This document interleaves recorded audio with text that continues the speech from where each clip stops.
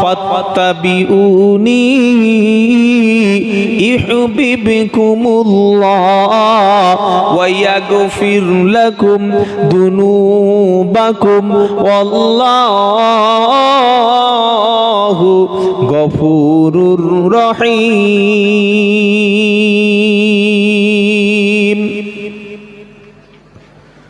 3 নম্বর পারা 3 নম্বর সূরা 13 নম্বর পৃষ্ঠা 3 নম্বর লাইনের 31 নম্বর আয়াত। সূরার নাম সূরা আল ইমরান। আল্লাহ পাক শোনাচ্ছে কুল কুল, জোরে বলেন।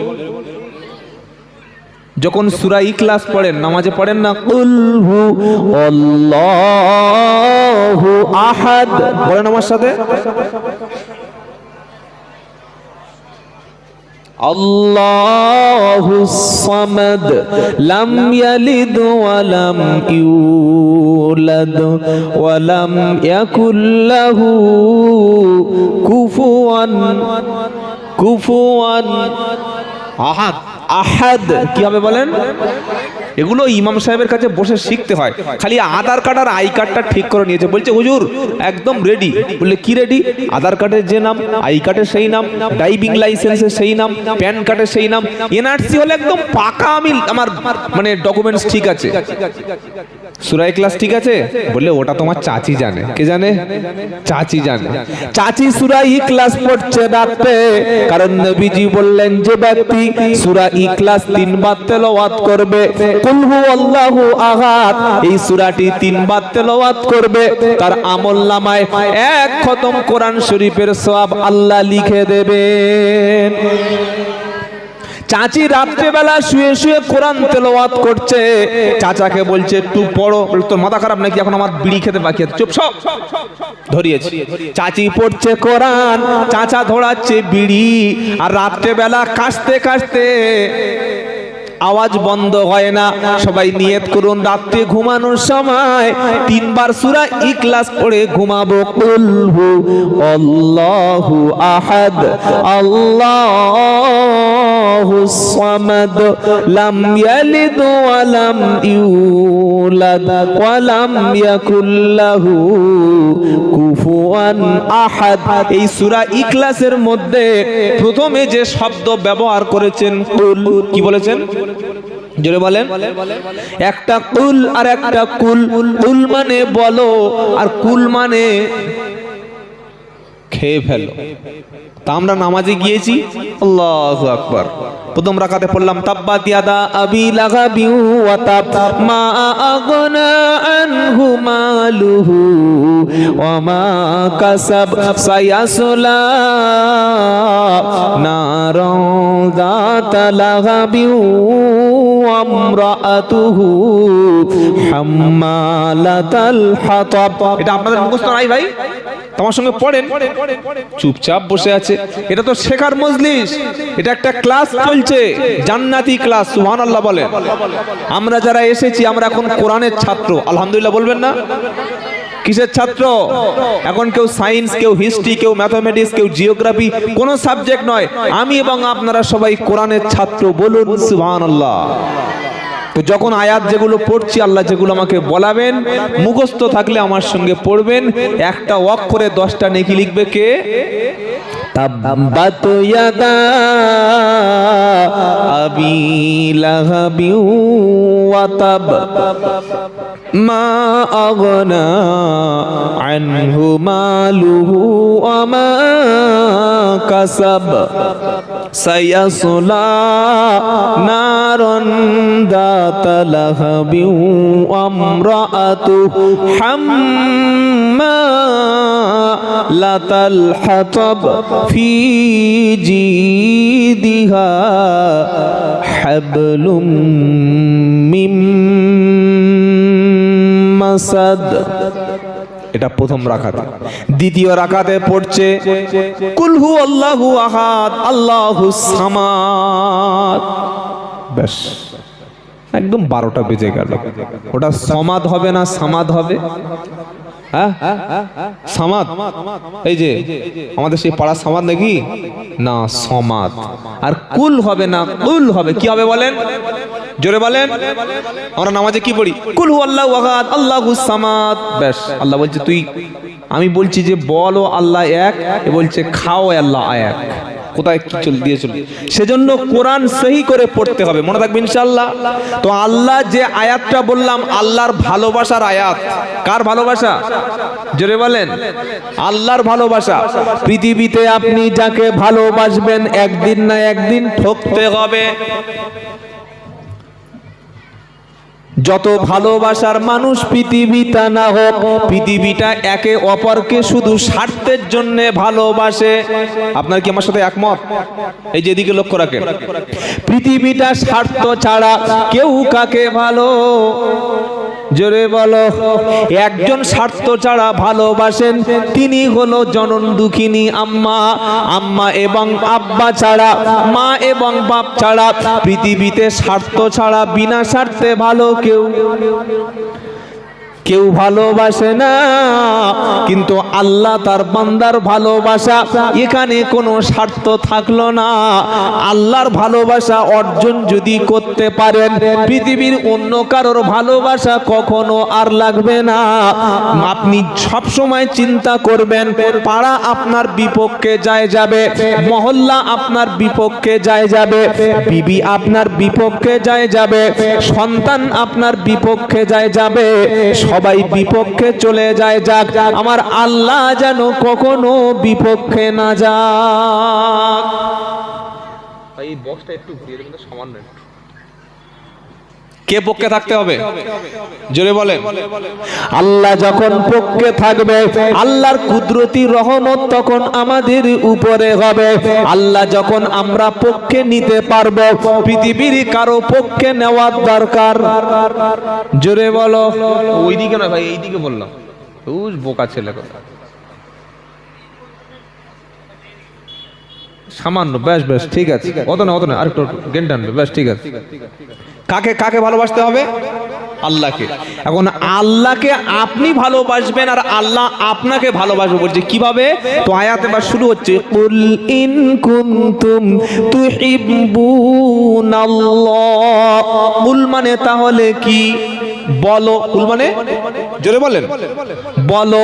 আল্লাহ নবীকে বলছেন, নবী তুমি বলো বা আপনি বলুন, মুহাম্মদ সাল্লাল্লাহু আলাইহি ওয়াসাল্লাম বিশ্ববাসীকে শুনিয়ে দিন, নবী ইন কুনতুম তুহিব্বুনাল্লাহ, নবী আপনি শুনিয়ে দিন, ইন কুনতুম তুহিব্বুনাল্লাহ, তোমরা যদি আল্লাহর ভালোবাসাটা অর্জন করতে চাও, আল্লাহ ভালোবাসুক এটা যদি তোমরা চাও, যে আল্লাহ আমাকে ভালোবাসবেন, এটা যদি জীবনে পেতে চাও, ফাত্তাবিউনি, নবী তুমি শুনিয়ে দাও বিশ্বের মানুষ যেন শুধুমাত্র তোমার অনুসরণ করে। কার অনুসরণ, অনুসরণ কার, আল্লাহ নয়, নবীর অনুসরণ। অনুসরণ কার, ভালোবাসা আল্লাহর, অনুসরণ নবীজির। অনুসরণ কার, নবীজির।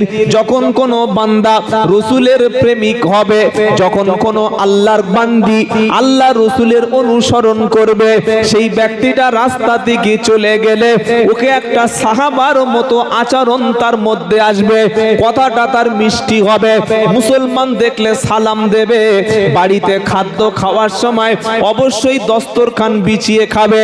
আল্লাহর নবীর সুন্নাত যখন জীবনে থাকবে, কখনো সে ব্যক্তি হাফ প্যান্ট পরে ঘুরবে না, কোনো মুসলমানকে গালাগালি দেবে না, দাঁড়িয়ে পেচ্ছাপ করতে গেলে এক ফোঁটা পেশাব বার হবে।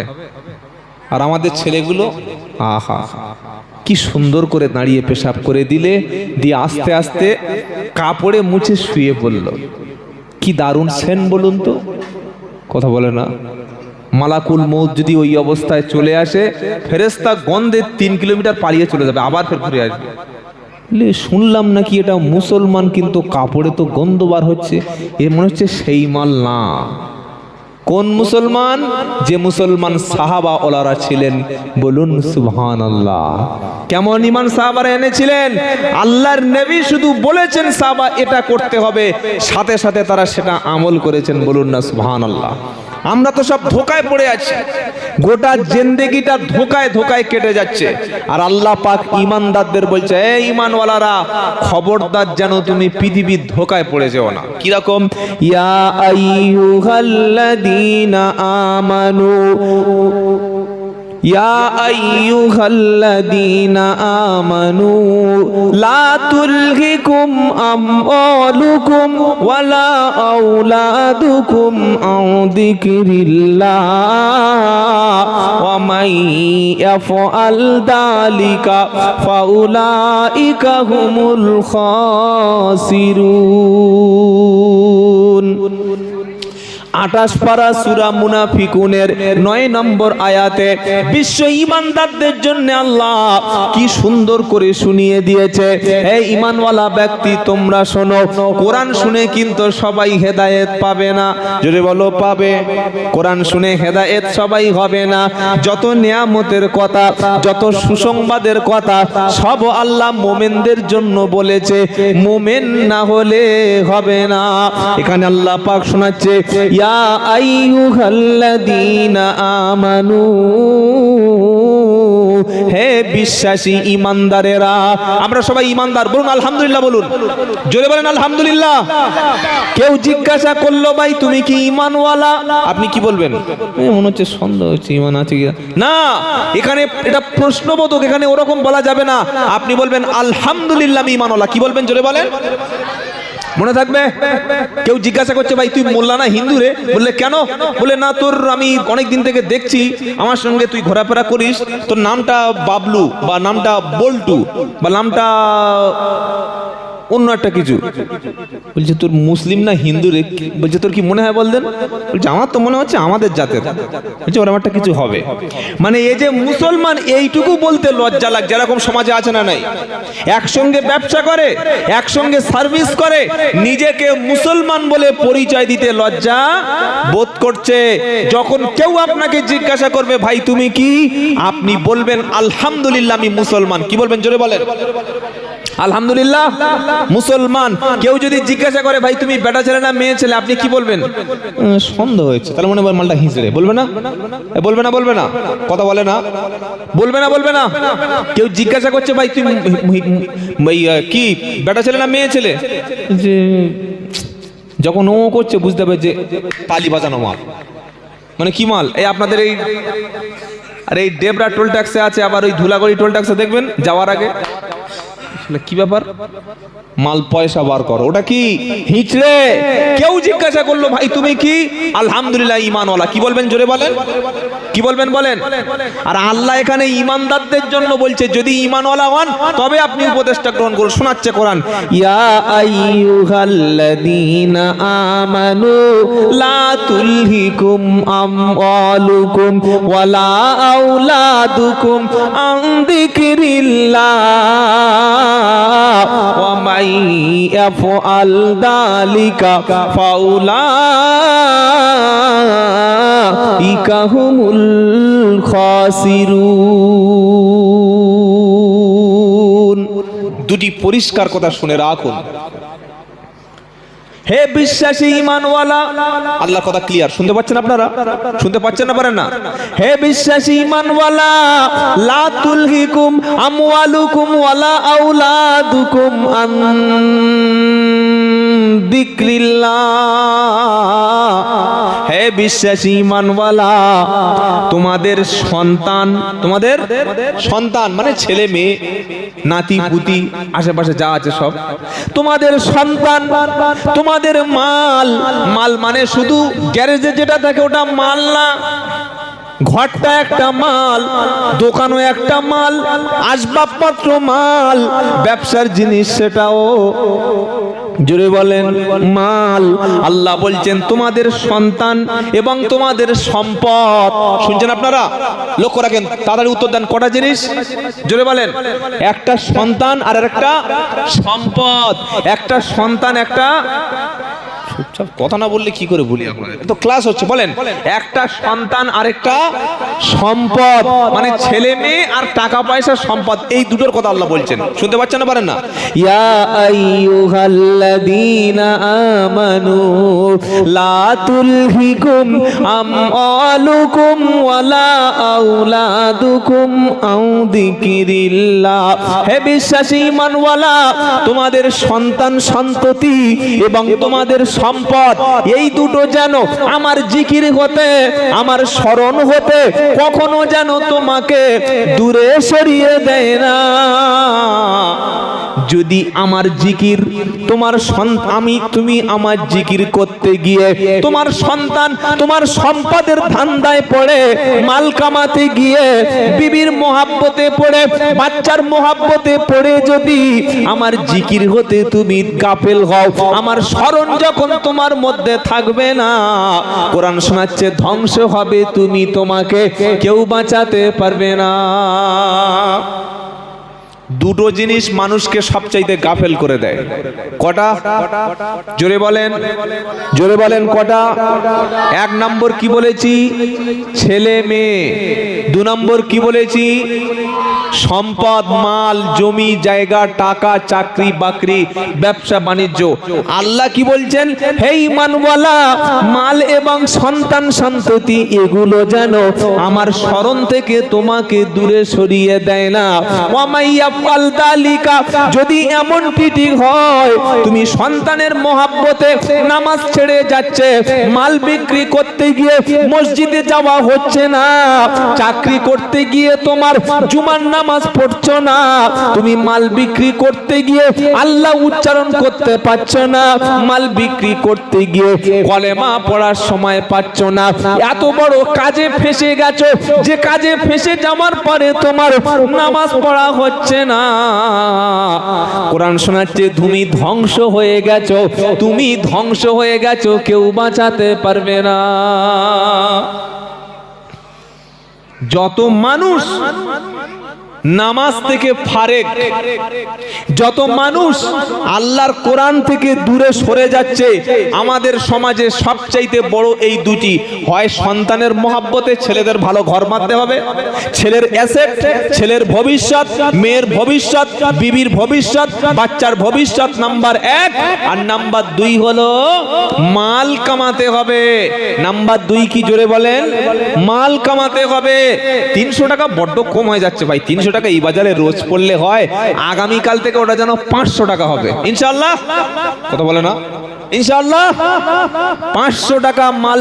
যখন 300 টাকা আপনি প্রতিদিন উপার্জন করছিলেন, মাছ ভাত খেতেন, সবজি ভাত খেতেন, কিন্তু 5 ওয়াক্ত নামাজ পড়তেন, কিন্তু যেদিন থেকে 500 টাকা উপার্জন শুরু করেছেন সেদিন থেকে জোহরের নামাজ কাজা হয়ে যাচ্ছে, আসরের নামাজ কাজা হচ্ছে, মাগরিব নামাজ কাজা হচ্ছে। যে যখন 300 টাকা উপার্জন করতেন তখন আল্লাহর কালাম আপনি সুন্দর করে পড়ার সুযোগ পেতেন, কিন্তু যখন আপনি 5 থেকে 700 টাকা উপার্জন করছেন সেদিন থেকে আর কোরআন পড়ার সময় পাচ্ছেন না।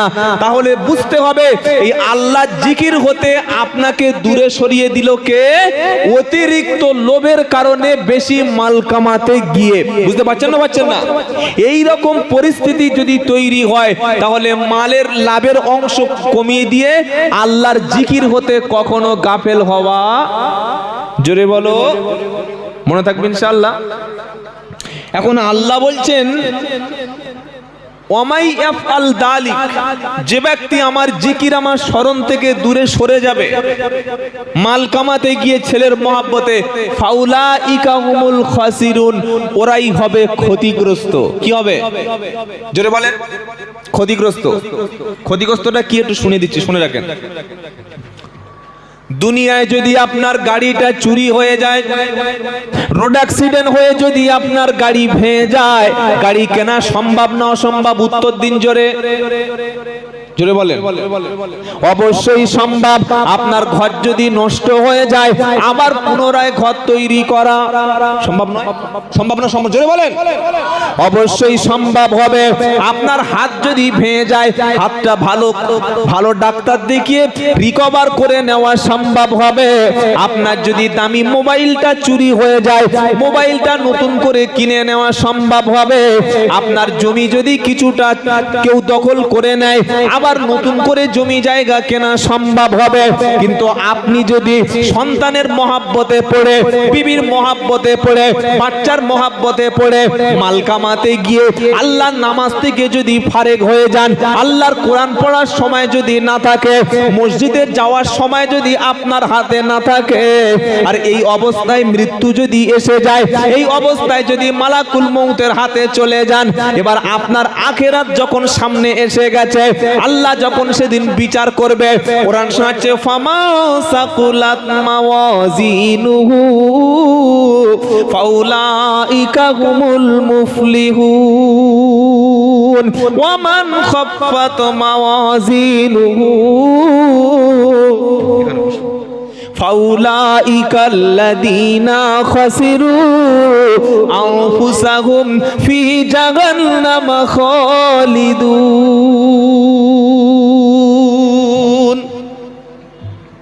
18 পারা 7 নম্বর পৃষ্ঠা 12 নম্বর লাইনের 102, 3, 4 নম্বর আয়াত। বাকি আয়াতগুলি পরের পৃষ্ঠাতে। ওখানে কি শব্দ ছিল? বক্তব্য শুনে বাড়ি যাবেন, বুঝে বাড়ি যাবেন, হাঁ করে শুনে, আর ভুলে যেন বাড়ি যাবেন না। আল্লাহ সূরা মুনাফিকুনের 9 নম্বর আয়াতে শুনিয়েছেন, তোমাদের সন্তান, তোমাদের সম্পদ, দুটি জিনিস মনে আছে তো? তোমাদের ছেলে মেয়ে, তোমাদের মাল সম্পত্তি, এইগুলো যেন আমার জিকির হতে দূরে সরিয়ে দেয় না। যখন তোমাদের সন্তান এত বেশি মহাব্বত করবে, এত বেশি সময় তোমার ছেলে মেয়ের পিছনে দেবে, স্ত্রীর পিছনে দেবে, কোরআন শরীফ পড়ার সময় থাকবে না, জিকির করার সময় থাকবে না, আল্লাহ শব্দ শুনিয়েছে ফাউলাইকা হুমুল খাসিরুন, ওরাই হবে ক্ষতিগ্রস্ত, ওরাই হবে ধ্বংস, ওরাই হবে ধ্বংস। আর এখানে ওই কথাটা বলছে, ছেলে মেয়েকে অর্থ উপার্জন করতে গিয়ে গোটা জিন্দেগিতে 1 রাকাত নামাজ পড়ার সুযোগ হলো না, সারাটা জীবন পেলাম একবারও কোরআন খতম করার সুযোগ হলো না, সারাটা জীবন পেলাম একদিনও কখনো 30 দিন 5 ওয়াক্ত নামাজ পড়ার সুযোগ হলো না, সারাটা জীবন গেল কখনো দিনের রাস্তায় পার হওয়ার সুযোগ হলো না, সারাটা জীবন চলে গেল কখনো হাতে তসবিহ নিতে পারলাম না, সারাটা জীবন চলে গেল কখনো মাথায় টুপি পরে রাস্তায় বার হতে পারলাম না। গোটা জিন্দেগিটা নাফরমানের সঙ্গে, বেঈমানের সঙ্গে, মদখোরের সঙ্গে, গাঁজাখোর চুল্লুখোরের সঙ্গে, লটারির টিকিট বিক্রি করা ব্যক্তির সঙ্গে ঘুরে ঘুরে মরণের সময় এসে গেল। মরণের পরে বান্দাকে কবর থেকে তোলা হলো, ইমানদার ব্যক্তির আমলগুলি ডান দিকের পাল্লায় চাপিয়ে দেবে। কোরআন শোনাচ্ছে ফামা সাকুলাত মাওয়াজিনুহু ফাউলাইকা হুমুল মুফলিহুন। ওজন যখন করবে, নামাজের নেকিগুলি পাবে, কোরআন তেলাওয়াতের নেকি পাবে, হজ যাকাতের নেকি পাবে, কুরবানির নেকি পাবে, দান সৎকার নেকি পাবে। একটা গরিব মানুষের মেয়েকে বিয়ে দিতে পারছে না, সেখানে সহযোগিতা করেছে, সে নেকিটা পেয়ে যাবে। জলসার মজলিসে বসে সুবহানাল্লাহ বলেছে, আলহামদুলিল্লাহ বলেছে, সে নেকিটাও পেয়ে যাবে। আর ইমানদার ব্যক্তির পাল্লা যখন ভারী হবে, ওই ব্যক্তি তখন সফল হবে।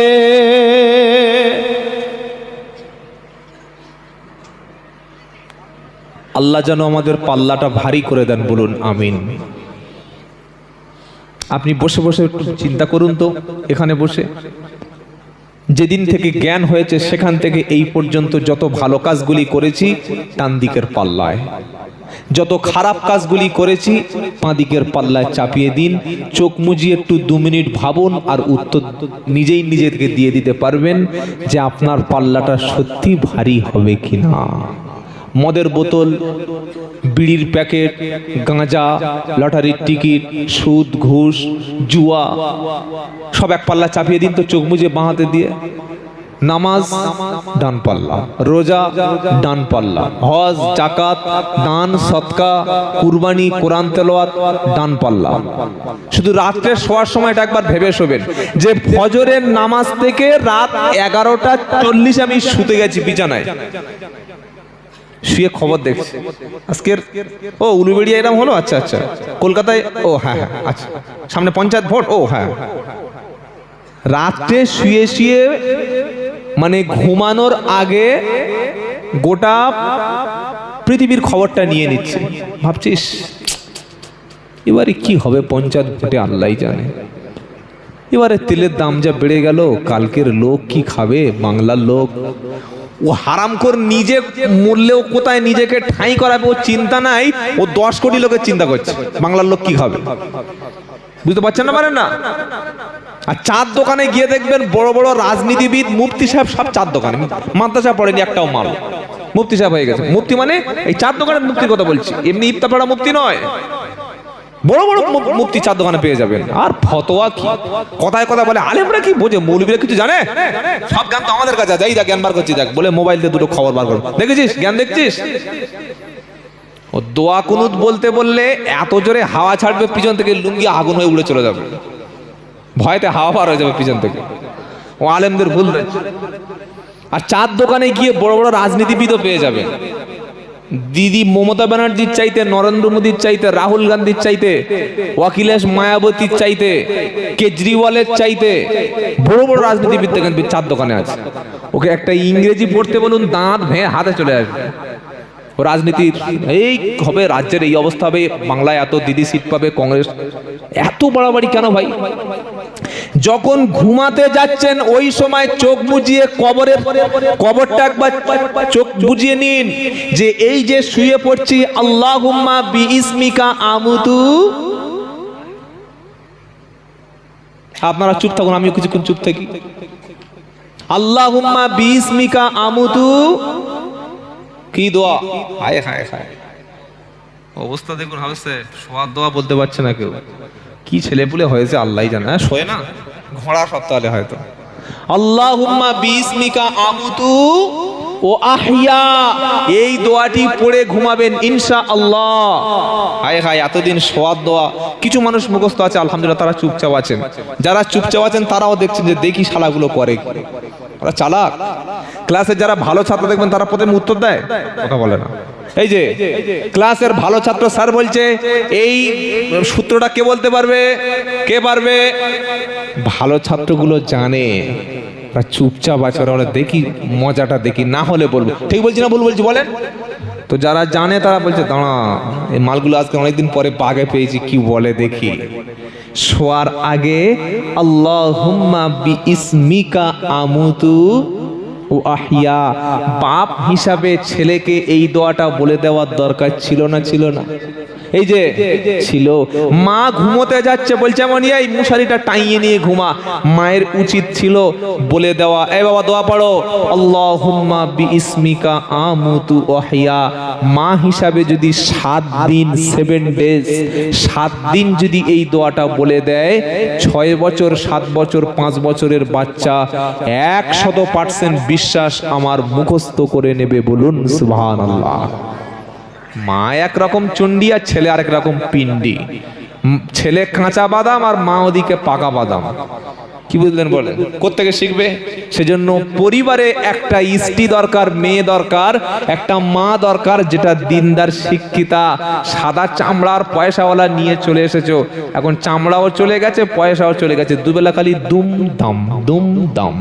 লোক মনে করছে এর বাড়ি এত গন্ডগোল হচ্ছে কেন? পয়সাওয়ালার মেয়ে বলছে বলিস না, শ্বশুর যতদিন দিতে পেরেছে ততদিন ভালো, এখন মাল দিতে পারছে না, দুম দাম দুম দাম।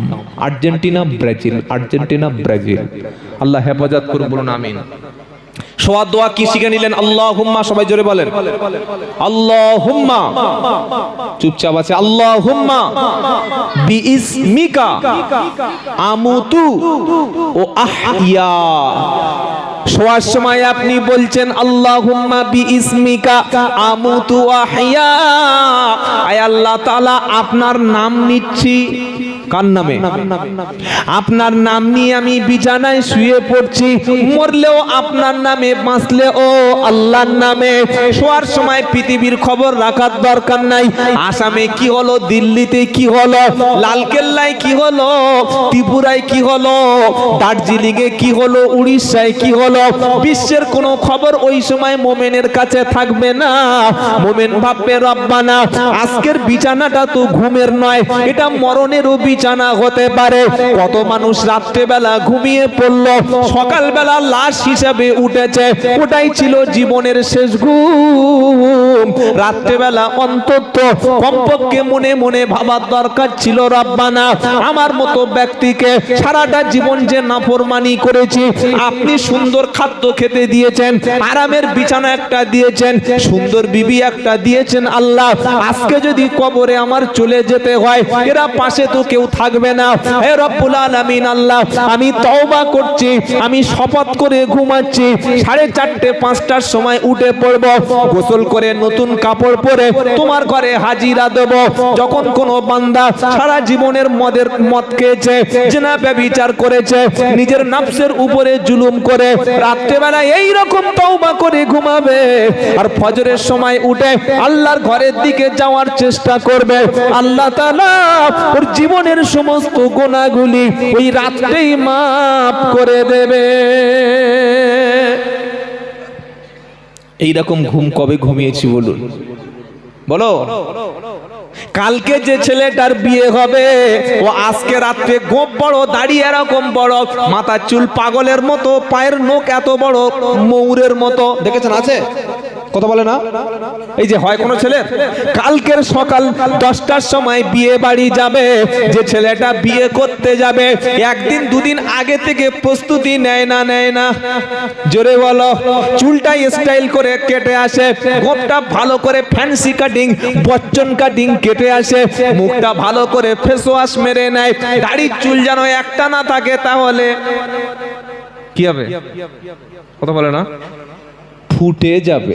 আহা, মেয়েরা এখন চালাক, বলছে দাড়িওয়ালা চলবে না, চাঁচামাল চাঁচামাল, মেয়েরা বলছে।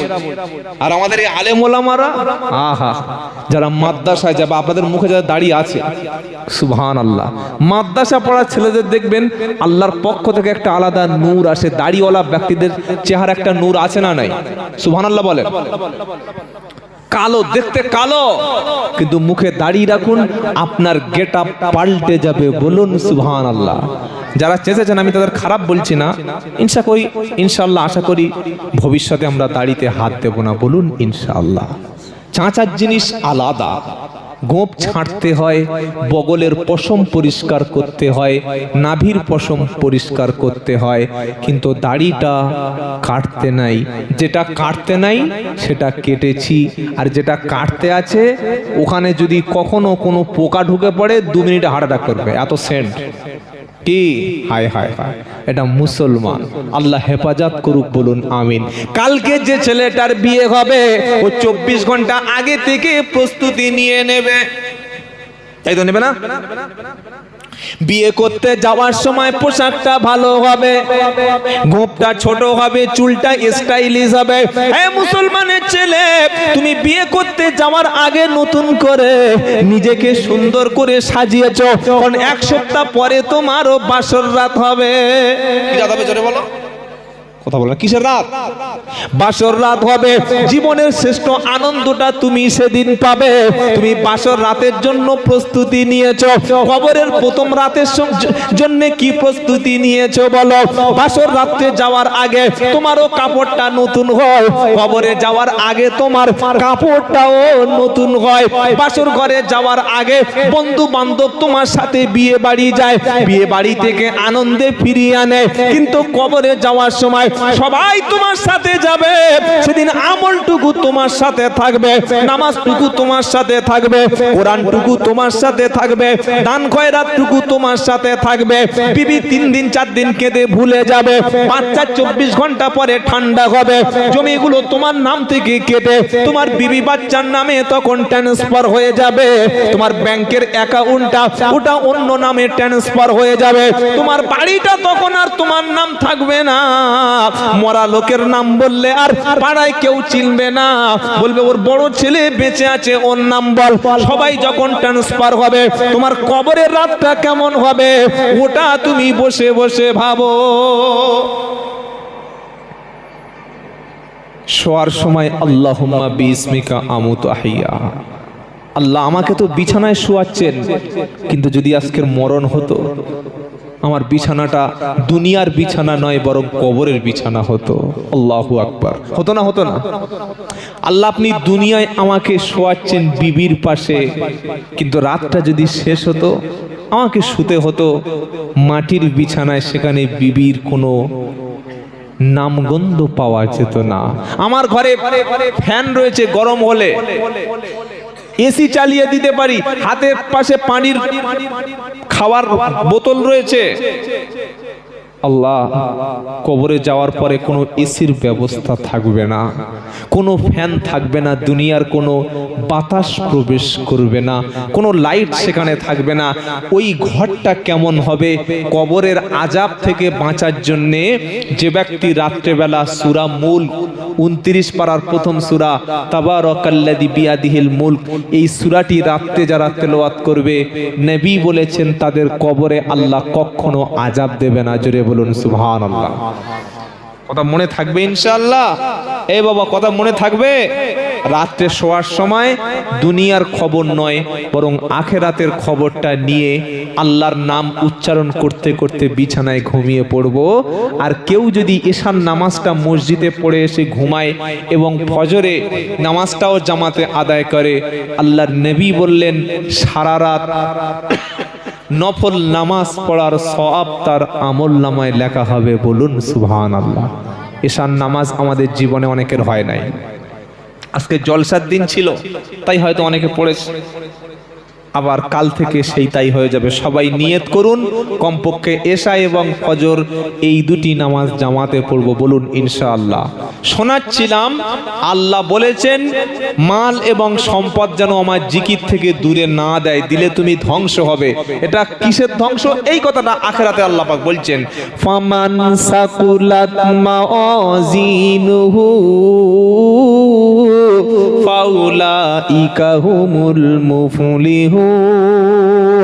যার আমলনামা ভারী হবে, নেকিটা যার বেশি হবে, ভালো কাজগুলি যার বেশি হবে, ওই ব্যক্তি সেদিন আনন্দে থাকবে।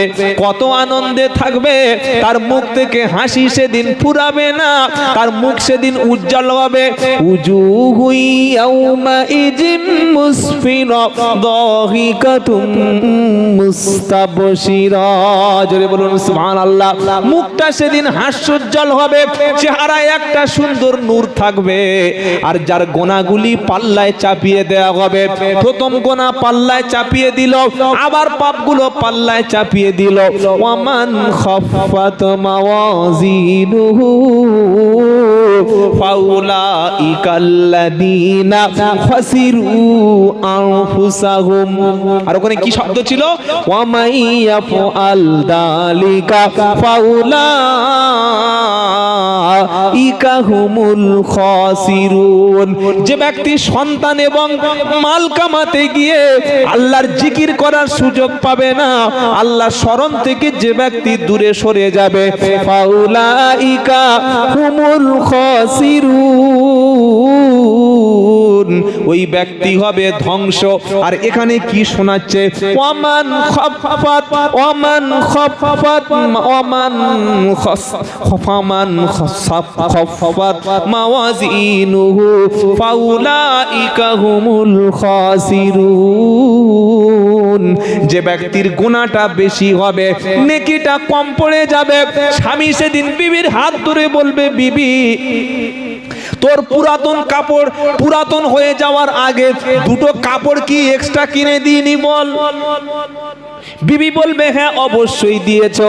স্বামী বলবে বিবি সব সময় দুটো তিনটে জুতো তোর জন্য মজুত করে রেখেছিলাম, তোর একটা কাপড় ছিঁড়ে যাওয়ার আগে চারটে কাপড় ছিঁড়ে চারটে নতুন কাপড় কিনে দিয়েছি, তোর বাড়ি থেকে হাত থেকে টাকা পুরাবার আগে আবার নতুন টাকা দিয়েছি, তোকে কখনো কষ্ট দিইনি, তোকে ছাড়া একদিনও আমি কখনো ঘুমাইনি, তোর দুঃখ হলে আমি কেঁদেছি, তুই অসুস্থ হলে আমি পাশে বসে সহযোগিতা করেছি।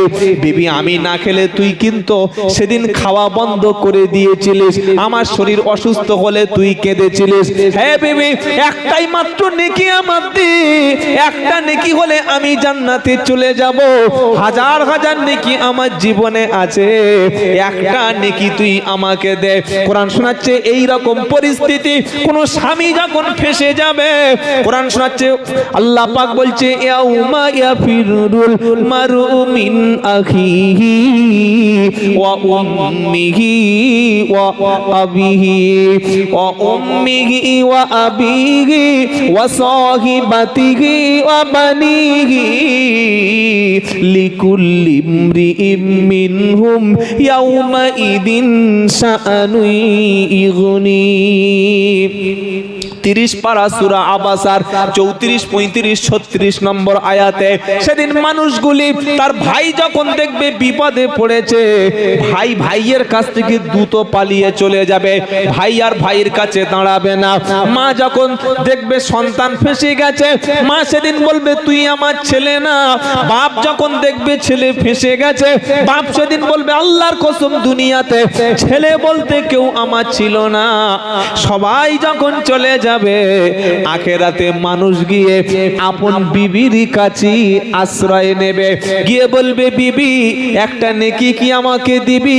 বিবি বলবে দূর হও, স্বামী বলতে আবার কি? স্বামী বলতে পৃথিবীতে কেউ আমার ছিল না।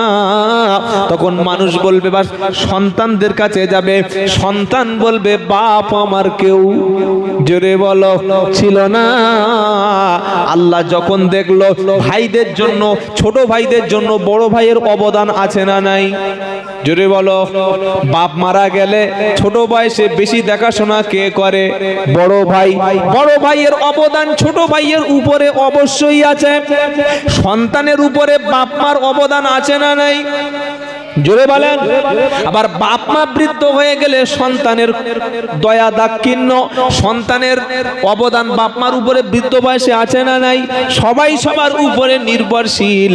মানুষ যখন দেখবে আরে একটা নেকির জন্য ভাই পালিয়ে গেল, মা পালিয়ে গেল, ছেলেও পালিয়ে গেল, বিবিও পালিয়ে গেল, এইবার মজার কথাটা শোনেন, যখন দেখবে সবাই দূরে চলে গেছে, আল্লাহর আগুন যখন এই ব্যক্তিকে চাপতে ধরতে যাবে, আল্লাহ পাক এই গুনাহগার বান্দা যার একটা নেকি কম পড়েছে অথবা যে ফেঁসে গেছে, খসরুন ধ্বংসপ্রাপ্ত হয়ে গেছে, এই ব্যক্তি বলবে ইয়াওয়াদুল মুজরিমু লাউ ইয়াফতাদি মিন আদাবি বিমানি ওয়া সাহিবাতিহি ওয়া আখিহি ওয়া ফাসিলাতিহি আল্লাতী তুবি ওয়া মাউ ফিল আরদি জামিআন সুম্মা ইউজি কাল্লা ইন্নাহা লাযা নাযাআতাল লিশ-শাওয়াব। 29 পারা সূরা মাআরিজের মধ্যে আল্লাহ পাক যখন দেখবে 60 বছরের বিবি আখিরাতে কাজে লাগলো না, 40 বছরের জন্ম দেওয়া ছেলে আখিরাতে বাপের পাশে লাগলো না, মা পাশে লাগলো না, ভাইটা একটা সামান্য উপকার করতে পারলো না, সেদিন বান্দা বলবে ইয়াওয়াদুল মুজরিমু লাউ ইয়াফতাদি ইয়াউমা ইদিন বিবানি। সেদিন আল্লাহ বলবে ও রব্বুল আলামিন, আল্লাহ ছেলেগুলো যখন কোনো কাজে আমার লাগলো না, আপনি ছেলেদেরকে পুড়িয়ে দিন, ছেলেদেরকে নিয়ে নিন, সব ছেলেকে জাহান্নামে নিয়ে এই ছেলেগুলো নিয়ে অন্তত আমাকে ছেড়ে দিন। আল্লাহু আকবার। কথাটা কত কঠিন আপনি বুঝতে পারছেন? কোরআন যোগ্য হাফেজ আলেম বসে আছে পাশে। ইয়াওয়াদুল মুজরিমু লাউ ইয়াফতাদি ইয়াউমা ইদিন বিবানি। প্রথমে বলবে আল্লাহ আমার সন্তানগুলো নিয়ে নাও, আমি জাহান্নাম থেকে মুক্তি চাইছি আমাকে ছেলেকে দিয়ে। কাকে দিয়ে মুক্তি চাইবে জোরে বলেন? কাকে দিয়ে? ছেলেগুলোকে নিয়ে নিন, নিয়ে আমাকে আগুন থেকে বাঁচিয়ে নিন। আল্লাহ বললে বোকা, ছেলে নিয়ে আর কি করবো? তো ছেলে এখন কি কাজে লাগবে বল? তো ছেলে আমার লাগবে? তোকে আমি দুনিয়ায় ছেলে চেয়েছিলাম, দুনিয়ায় বলেছিলাম একটা ছেলে মাদ্রাসায় দে, ওই ছেলেটা হাফেজ হলে 10 জনকে জাহান্নাম থেকে সুপারিশ করে বাঁচাবে। জোরে বলো। তুই ছেলে দিয়েছিলিস? দিই নাই। তোকে একটা আলেম করতে বলেছিলাম, ছেলে করেছিলিস? করিস নাই। তো ছেলেটাকে আমি বলেছিলাম কোরআন শেখা, কারণ কোরআন শিক্ষা করনেওয়ালার বাবা মায়ের মাথায় আল্লাহর পক্ষ থেকে নূরের টুপি পরানো হবে। জোরে বলুন। তুই সেদিন তোর একটা ছেলে দিয়েছিলিস? না। তোর ছেলে নামাজ না পড়ে ঘুমিয়েছে, তোর ছেলে মদ খেয়েছে, তোর বাপ হিসাবে উচিত ছিল ছেলের প্রতিবাদ করা। ছেলের এই রকম বড় সেট কিনে দিয়েছিলিস, অ্যান্ড্রয়েড ফোন কিনে দিয়েছিলিস 24,700 টাকা দিয়ে। ওই অ্যান্ড্রয়েড ফোনের ভিতরে পাগলের মতো 24 ঘন্টা বসে গেম খেলতো, তোর চোখ উড়ে গিয়েছিল। একদিন তুই তো নিষেধ করলি না? তুই পয়সা এসে উপার্জন করে ছেলের হাত খরচ দিয়েছিস। তোর ছেলেটা গাঁজা খেয়েছে, তোর ছেলেটা বসে বসে লটারি কেটেছে, তোর ছেলেটা বসে বসে জুয়া 60টা খেলে লোকের সর্বনাশ করেছে। একদিন তুই প্রতিবাদ করেছিলিস? মাথা নিচু হয়ে যাবে। সেদিন বলবে আল্লাহ, আল্লাহ যা হয়েছে ছেড়ে দাও, আমার ছেলেগুলো নিয়ে আমার জাহান্নাম থেকে বাঁচিয়ে নাও। তারপরে যখন দেখছে যে আল্লাহ ছেলে নিচ্ছেন, এবার কি বলবে?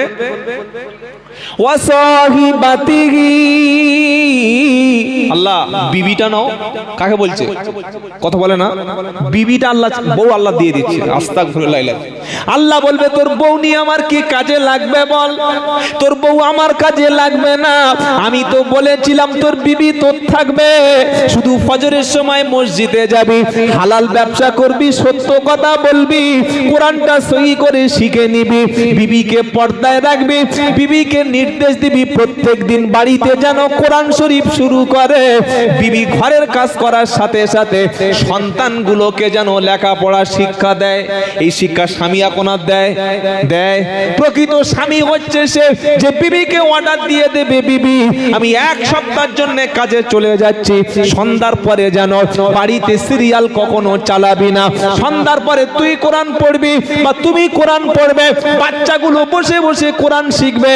তারা যে স্কুলে পড়ে, স্কুল থেকে যে কাজগুলো দিচ্ছে এগুলো বাচ্চারা বসে বসে করবে। অর্ডারটা যারা স্ত্রীকে দিতে পারে এরা হলো স্বামী। আর যারা মুখে তালা মেরে দুটো খেয়ে বিবির পাশে এসে শুয়ে আরাম নেয় এরা হলো প্রকৃত আসামি। এবার আপনি বুঝে নেন যে আসামির দলে পড়ে গেছে না স্বামীর দলে পড়ে গেছে।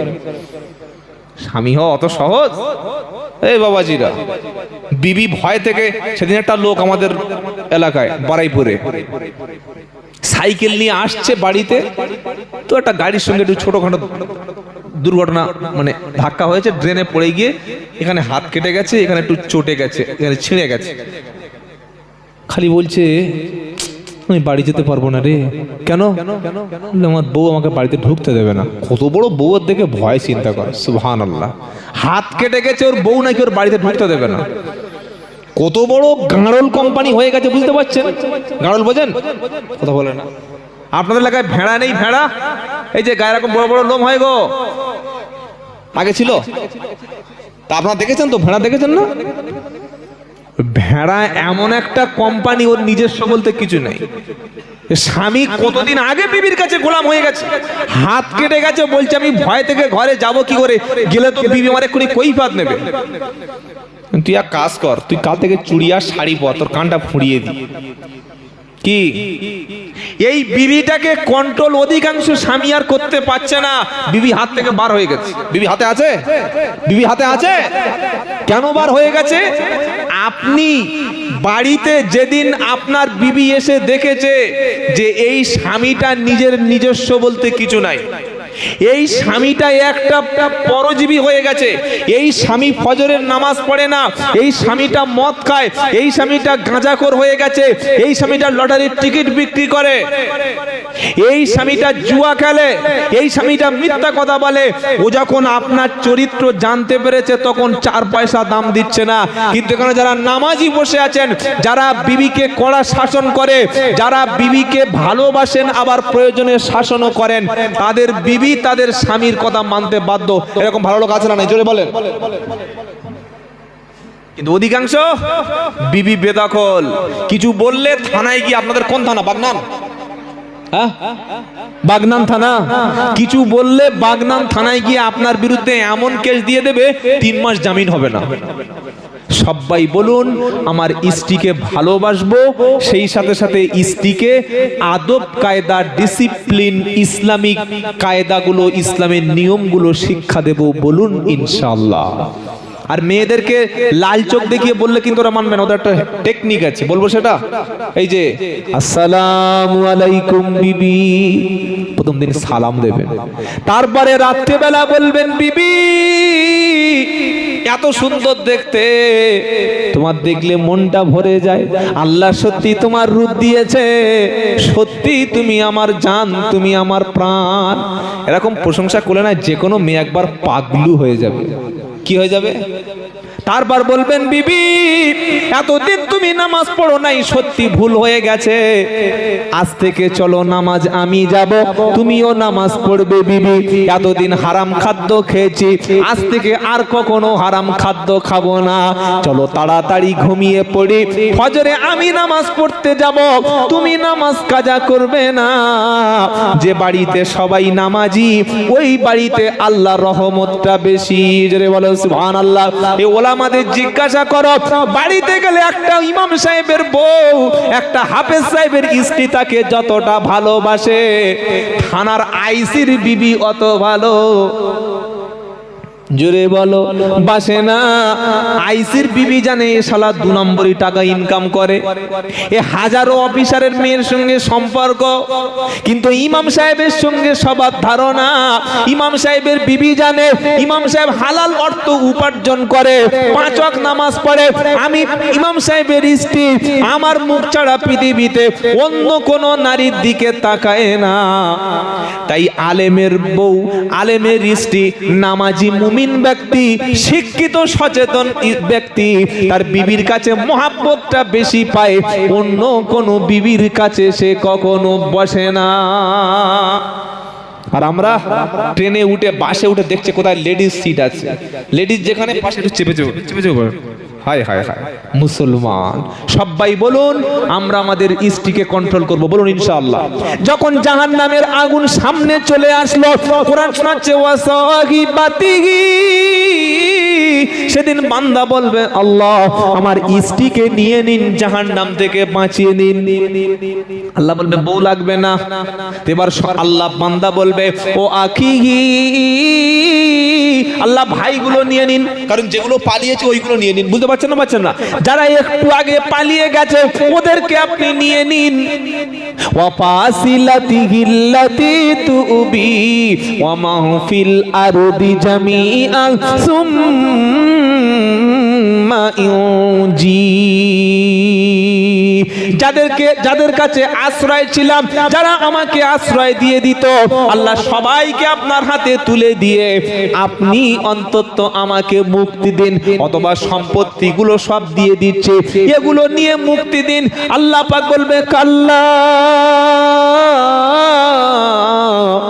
কখনো না, নন এবার, ইন্নাহা লাযাব নাযাআতাল লিশাওয়া, কখনো না, কখনো না, দুনিয়ার কোনো সম্পত্তি নেব না, তোমার বিবি লাগবে না, বাচ্চা লাগবে না, তোমাকে জাহান্নামের আগুন থেকে কেউ বাঁচাতে পারবে না।